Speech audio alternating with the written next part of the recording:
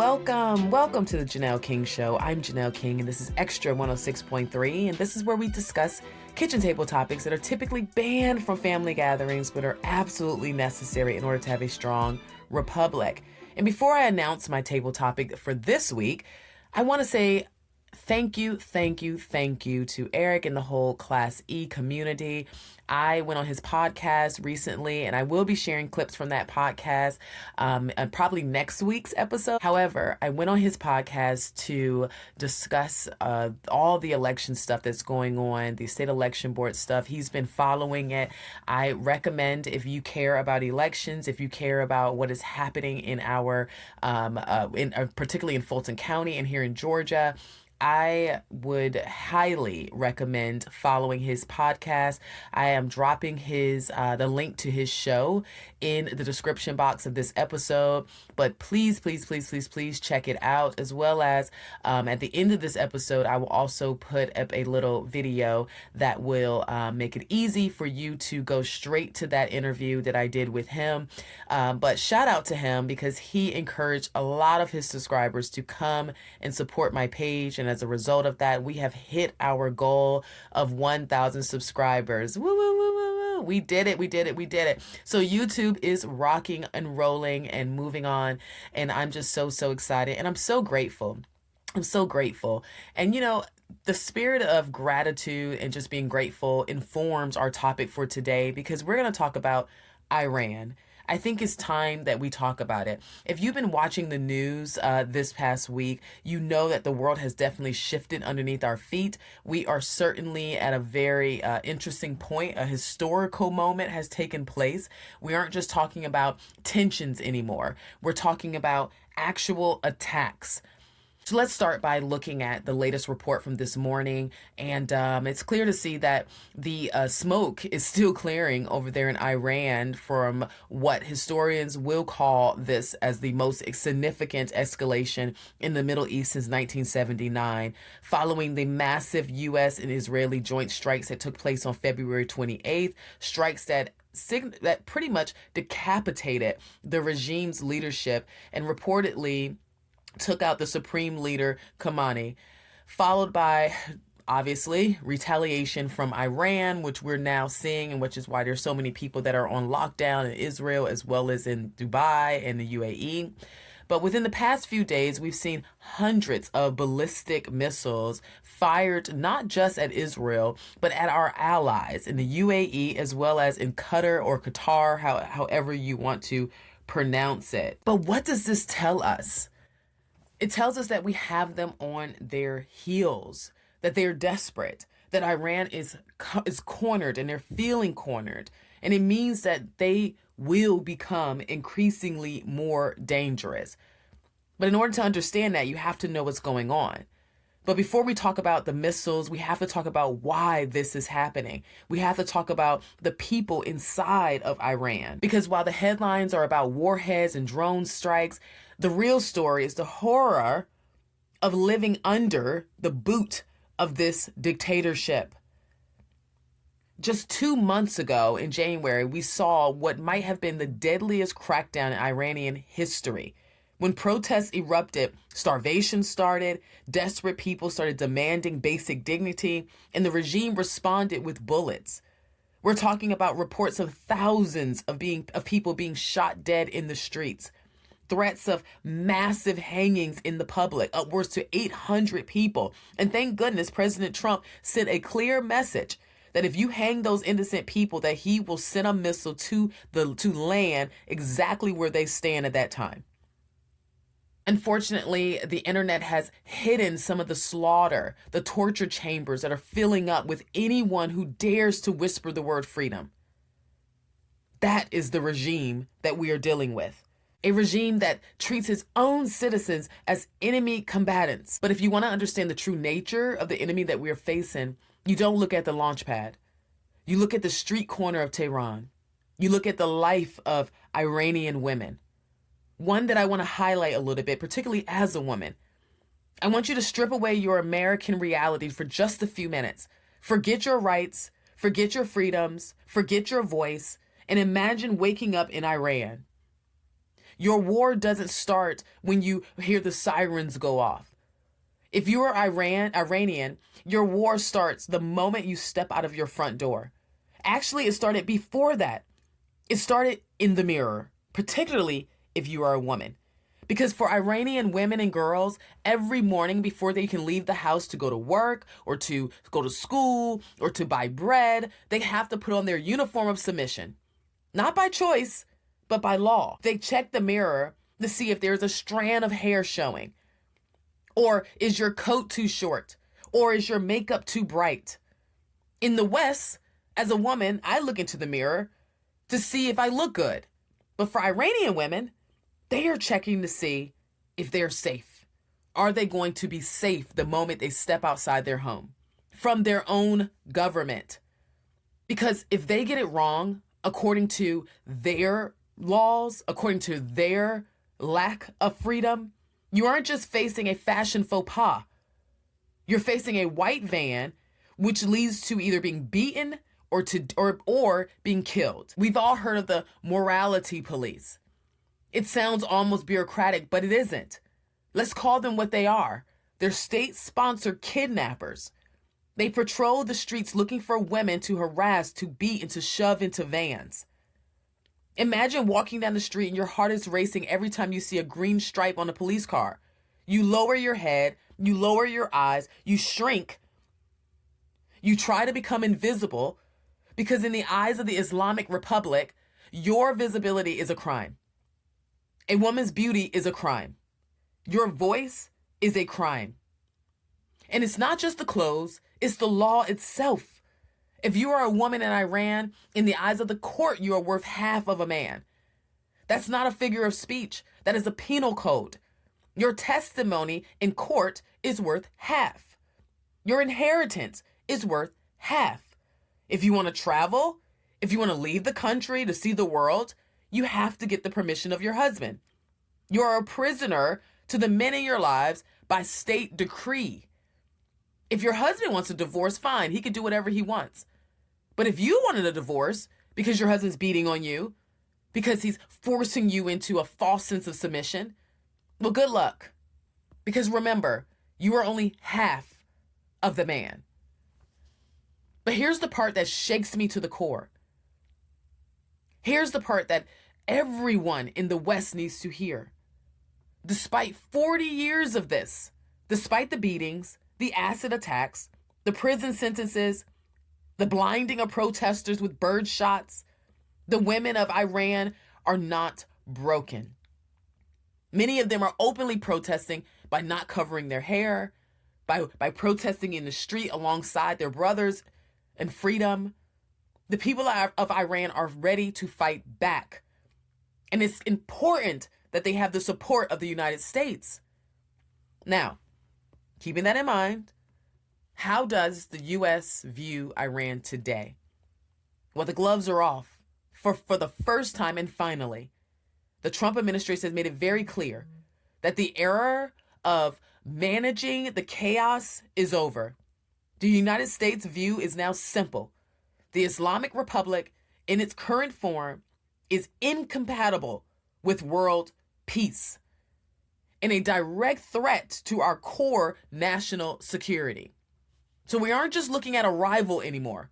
We are looking at a hostage taker that has finally run out of leverage.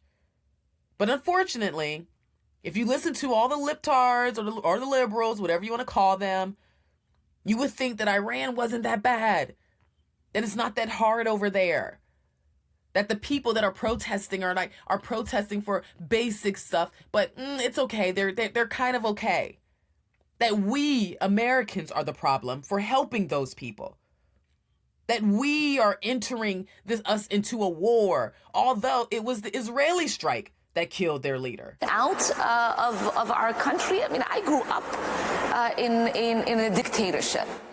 And I don't even remember ever witnessing anything like that. To have a democracy, a beacon of hope for the world to now be turned into one of the worst countries countries where the military are in our streets without any regard for people's constitutional rights, while our president is spending millions of dollars propping himself up like a failed dictator with a military parade. We heard from New York City's Mayor Zoran Mamdani. I want to be able to bring you his statement if we can.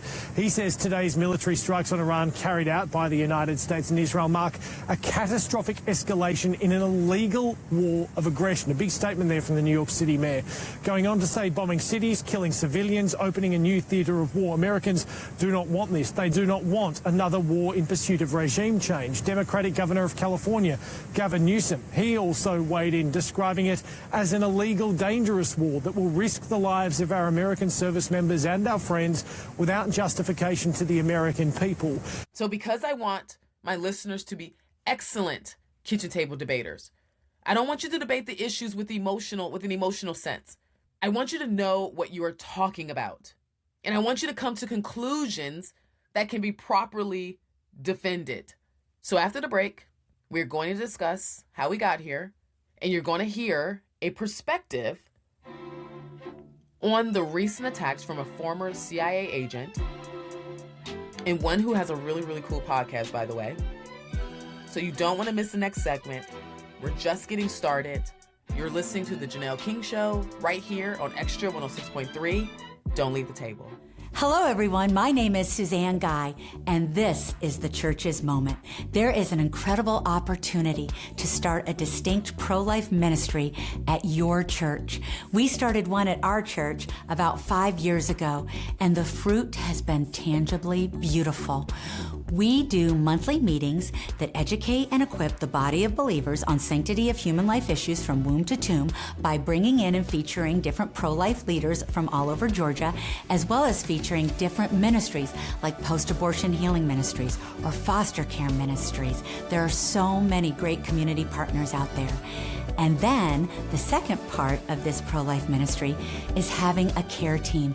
This is an opportunity to show moms in crisis, moms in unplanned, unwanted, or crisis pregnancies that the church is the place to run to, that the church is a safe haven and a place to go for tangible help, real hope, true compassion, friendship, and discipleship. And yes, an opportunity to share the gospel in both word and deed. Brothers and sisters in Christ, will you consider starting a distinct pro-life ministry at your church? It's so easy. Please contact me today to find out how simple this is. You can contact me at my email, proverbs31:8@att.net. This is the Church's Moment.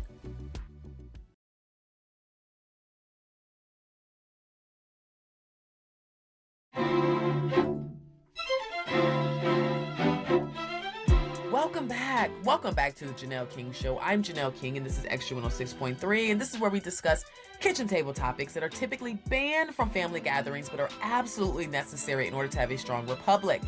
In today's table topic, Iran. If you've been watching the news, then you know that the world has absolutely shifted, and some will say that this is the most significant escalation that we've seen in the Middle East since 1979. Following these joint U.S.-Israeli attacks that decapitated the regime leadership and also pushed them into the corner, and now we see Iran is desperate and lashing out at our allies. But the real story isn't about the missiles, it's about the people that they've been crushing for decades. We are witnessing a regime that massacred thousands of protesters in January and legally treats women as half a citizen, forcing them into submission under the threat of state-sponsored kidnappers. Yet while President Trump's administration has finally taken the gloves off, the liberals are somehow blaming us for the conflict. But I want you to be an excellent kitchen table debater. I want you to be armed with facts rather than emotion. So this segment that you're listening to right now is going to be dedicated to the facts and education. We are examining the why. Because let me tell you, as Americans, we have been sold a dream of isolationism, and we disguise it under the cloak of the term American first. But the truth is, running and hiding in our own country from the world does not stop bad actors from wanting to take over our country. And we have a choice to make. Either we bring the fight to them or we wait until they bring it to us. And don't tell me that's not the Christian thing to do, because I will tell you that you're clearly not reading your Bible. Because there are direct commands to the children of Israel to go and possess the land. Do you know what that means? When they said to go and occupy the land, that means they had to fight with those who currently occupied it to take over the land. And that was a commandment by God. So it's not enough to sit in your cute apartment with your microwave popcorn and your glass of wine while making all these predictions based off of TikTok reels. It is imperative on all of us to fully understand what is going on. So let's start by understanding how we got to this point. Because the more I listen to young people, and some old, I hear them saying things like, we're manufacturing wars. What we've been taught about our history has been altered. This is all about money. Now, before you go there, if you can't answer the questions who, what, and why this is happening, it is safe to say that you're probably incorrect. So how did we get here? How did we end up with carrier strike groups in the Gulf and missiles flying over the desert?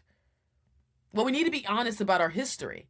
It didn't start this week. It didn't start in October. This is a cancer that has been growing since 1979. The media likes to make it complicated. They use words like geopolitical nuisance. But the story of the U.S. and Iran relationship is actually very simple. It's a story of friendship and betrayal. And a war that they started and we refused to fight for a very long time until now. So let's wind back the clock to the 1970s. Believe it or not, there was a time when Tehran looked a lot like Los Angeles. In the 70s, Iran was one of our strongest allies in the Middle East. They bought our jets. They sold us oil.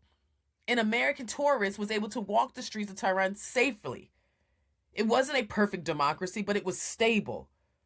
Then came 1979, and that was the rise of the Islamic Revolution. Radical Islamists hijacked the country. They didn't just overthrow their king, they overthrew the entire concept of the modern world, turning their democracy into a theocracy. And that was their very first act as a new government. Did they sign a treaty? No. They stormed the United States Embassy. They took 52 American hostages. They held them for 444 days. That was the declaration of war. That is when this war between us and Iran started. That was the moment the death to America chants began. And frankly, that was the moment that we should have ended it all. But we didn't. We hesitated because all of our wine glass, popcorn eating people felt like, no, it's okay. So then we fast forward to 1983. The regime realizes that they can't fight us head on. They don't have the military capability. So they start using proxies. These are terrorist groups that are funded and trained. They orchestrated the bombing of the Marine barracks in Beirut. They killed 241 American servicemen in their sleep. Again, Iran's fingerprints were all over it. Again, we treated it like a crime scene instead of a battlefield. So now let's move into the 2000s. Insert 9/11 and then the Iraq War. While our boys were over there fighting, Iran wasn't staying neutral. They were flooding Iraq with EFPs, which are explosively formed penetrators. They were sophisticated roadside bombs designed to specifically rip through American armor. Hundreds, maybe thousands of Gold Star families in America today are without fathers, without their sons, because of Iranian generals like Soleimani. Then came the Obama years, the nuclear deal, the diplomatic option that everybody's calling for. The idea was, if we give them their frozen assets back, they'll stop building a bomb. So we flew them pallets of cash, literal cash, to the world's leading state sponsored of terror. And what came from it? Did they build schools? Did they fix their economy? Of course not. Instead, they took our money, thanks to Obama, and they funded Hamas. They funded Hezbollah. They built missiles that they're now landing in the UAE and Dubai right now. And finally, in comes 2020 and the Trump administration. This is where we begin to see a dynamic shift. We took out Soleimani. We said enough. And for the first time in decades, the regime realized that killing Americans had a price tag. No more games, no more tick for tack, no more playing. For over 40 years, the relationship between the United States and Iran had been defined by one thing, and that's Iranian aggression and American hesitation.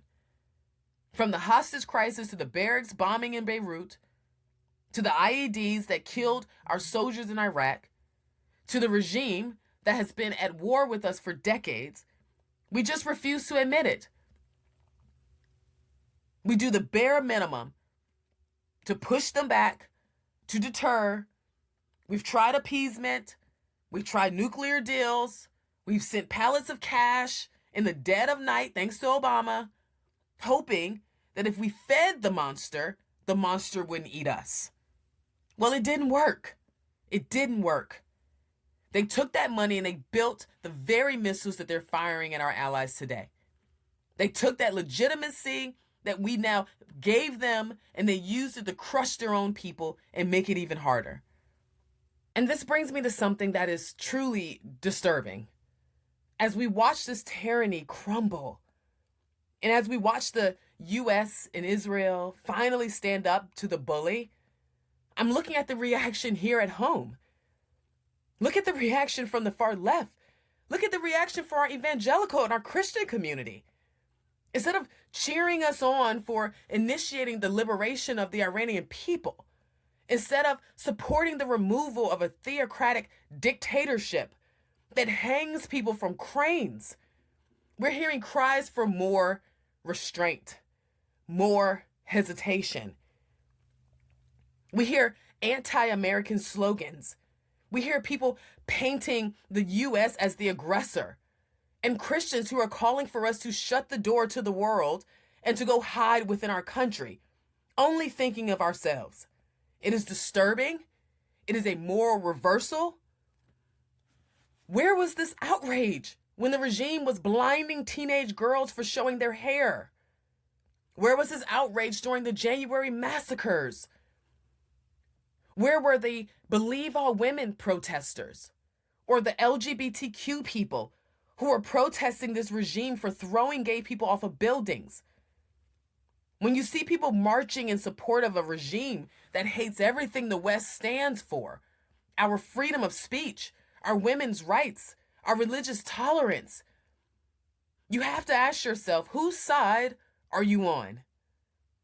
They claim to be anti-war, but by opposing the destruction of this terrorist, they are effectively voting for the continuation of a regime's war against its own people.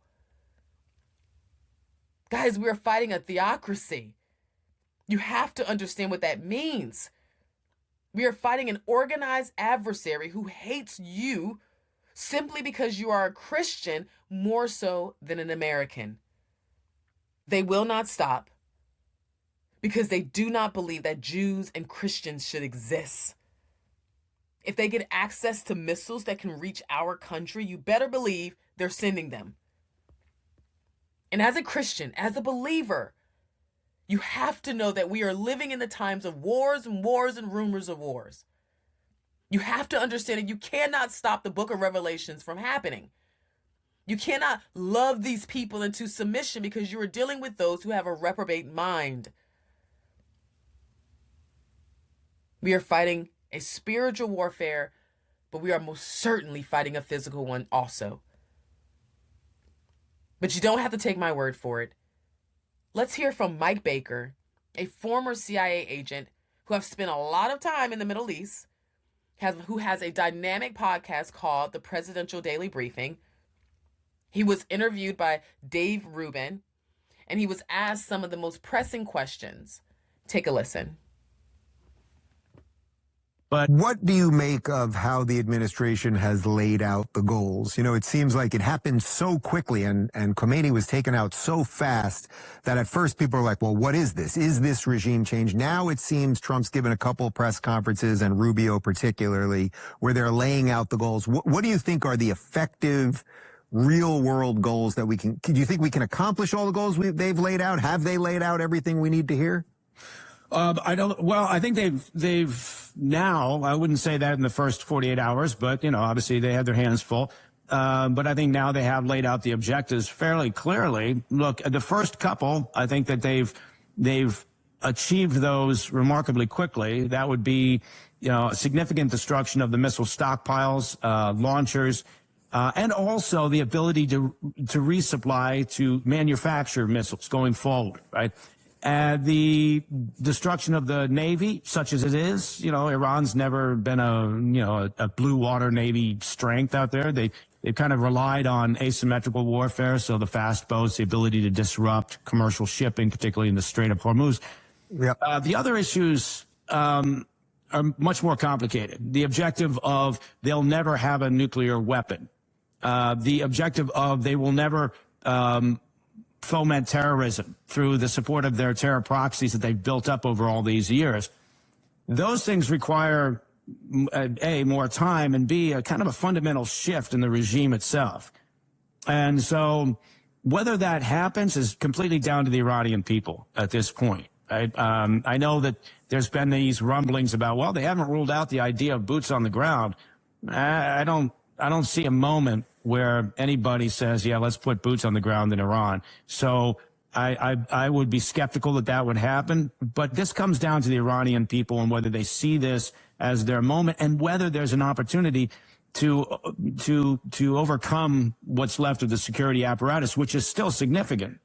What do you think it looks like when Trump says the people have to take over? Yeah. What do you think that actually looks like? Because I think what most people, and I respect this position, people are worried, hey, this is just going to turn into another Iraq, or we're going to kill Gaddafi and then Libya became a failed state. There'll be some version of that. Now, the Iranian people are very different than the Iranian regime, but what does it actually look like on the ground? Yeah, I'm glad you raised Libya. You can't make a comparison there. Libya, is it's a tribal environment, right? Over 130 tribes spread across this massive land space. Never a sense of any sort of federal system in any way. And likewise, you can't take Venezuela and say, well, that's a template for Iran, right? Venezuela had a history of elections and a sense of democracy and what that meant, and you had a defined opposition. You don't have that necessarily in Iran. So there's going to have to be, as you pointed out, there's going to have to be defections. There's going to have to be individuals within the structure, the IRGC and elsewhere, the armed forces that say, okay, enough is enough, right?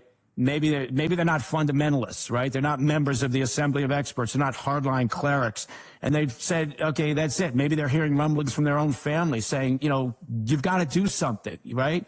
And so if you get those individuals with sufficient responsibility or credibility within the armed forces, within parts of the IRGC, there's parts of it that will never change, right? Because they're so entrenched and they've enriched themselves so much, they don't see an upside to turning.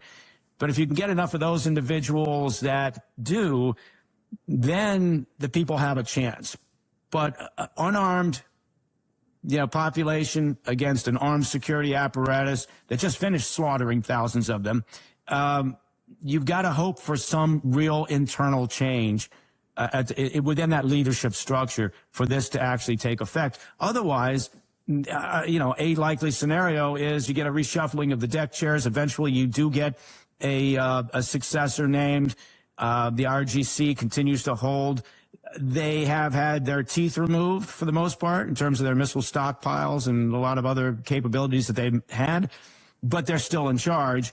And the people look around and go, now what, right? And so once again, you have this failed opportunity for the people to realize a better future. What would you say to the sort of hyper libertarian people on the right? I would put Tucker, although frankly, personally, I think his intentions are a little more nefarious at this point. But the hyper isolationist America should do nothing outside of its borders and not be involved in the world. What would you say to people who are taking that position right now? Yeah, I mean, I understand. That'd be a wonderful world to live in. I'd love to live in a world like that where you could just draw the curtains and all you have to do is worry about your own nation. But what I would say is that's not the world that we live in, right? And so God bless you if that's how you think. That's terrific. But I think it's all based on your own personal experiences too. I mean, what do the kids say nowadays? Your lived experience. And I've spent most of mine overseas in some very hostile and challenging environments. And I've seen that it's not a community of nations out there. And I've also seen how interconnected everything is, right? Nothing happens in a bubble that doesn't impact your own country, your own citizens. So I get it. You know, I understand why people think that seems like an attractive idea. And, you know, I'd love that to be the case for the world, because that would mean that we do, in a sense, have a community of nations.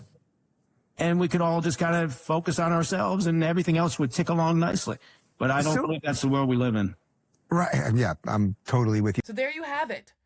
Spoken from someone who was present, who presented intelligent briefings to the president, an expert. And I have the full interview in the description box below.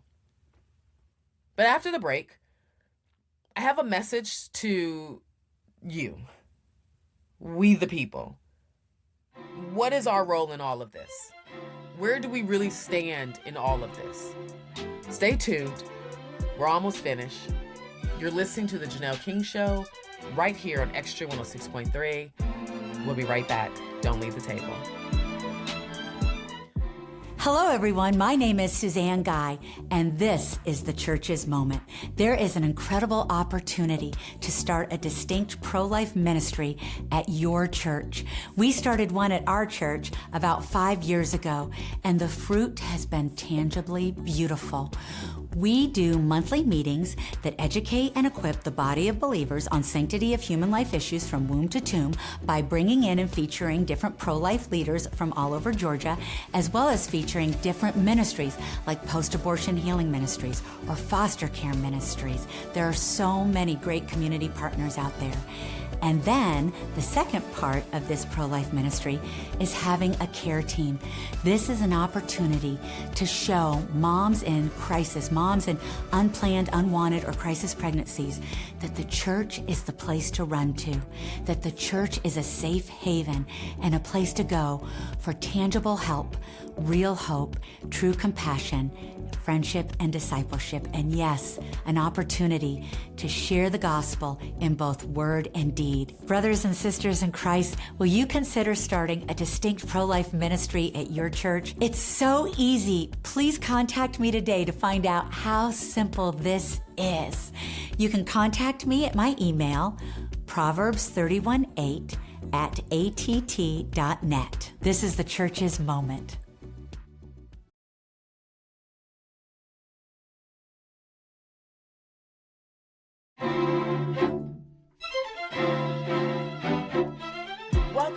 Welcome back to the Janelle King Show. I'm Janelle King, and this is Extra 106.3, and this is where we discuss kitchen table topics that are typically banned from family gatherings, but are absolutely necessary in order to have a strong republic. And today's table topic, Iran. So if you've been watching the news, then you know that the world has shifted. You know that one of the most significant escalations have already taken place since 1979. We are witnessing a desperate regime who's now lashing out based on the U.S. and Israeli strikes. But while the left and even some isolationist Christians blame America for manufacturing wars, the facts tell a different story. And we are to be armed when we go into our kitchen table debate with facts and truth by tracing the bloodline of this conflict. From our betrayal in 1979 to the Marine barrack bombings, to the EFP attacks in Iraq, to the disastrous cash pallets that was sent over there by Obama during his time. This is not just a geopolitical nuisance. It's about 40 years of war against a theocracy that hates our existence. And today, we're going to stop apologizing and we're fighting back. In the last segment, you heard from the CIA operative Mike Baker on why isolationism is a death sentence in the face of such evil because it's impossible to display. Of course, we all would love to run and hide in our own little country and only take care of us and don't think of anybody else or those who are trying to attack us. But that's an ignorant standpoint. Because unfortunately, there are countries that want to attack us. There are countries that hate us. There are countries that don't think that we should exist. And there are countries who want our resources. They want to cut the head off and rule the people by putting us all under submission. I can tell you, America is not ready. We are not ready for the war to come to us. We have young people who can't ride bikes. We have young people who don't even understand what's going on. We're too comfortable over here. We're not ready to go fight. We wouldn't know how to fend for ourselves. The moment grocery stores empty, half of us are dying. We're weak. So unfortunately, when you have a weak society of comfortable people who complain from the comfort of their home and their heat, you force the government to have to take the fight to the other people's land. Because God forbid if it came on ours. We're weak. We've got to stop this. So that brings me to our final point today. The duty of the people. Your duty. Because we are living in an age of information warfare. The propaganda is thick. We're seeing videos that are being taken out of context, deep fakes that are appearing to be real. You will hear quote unquote experts telling you that defending our interests is imperialism. Don't be swayed by that. Do not let them demoralize you. There was a famous speech by Teddy Roosevelt that I think about every time the world gets dark. He spoke of the man in the arena. He said, it's not the critic who counts. It's not the man who points out how the strong man stumbles. The credit belongs to the man who's actually in the arena, whose face is marred by dust, sweat, and blood. Right now, there are men and women in the arena. There are American sailors in the Red Sea. There are pilots in the skies over the Gulf. And there are Iranian patriots in the streets of Tehran, risking execution for the chance at freedom and personal liberty. These are men and women, particularly on the American side, who raised their hand to serve this country. And shout out to our veterans, shout out to my husband, to my son, who signed their name on a dotted line to give their life for this country. Because if we don't defend our own country, no one else will.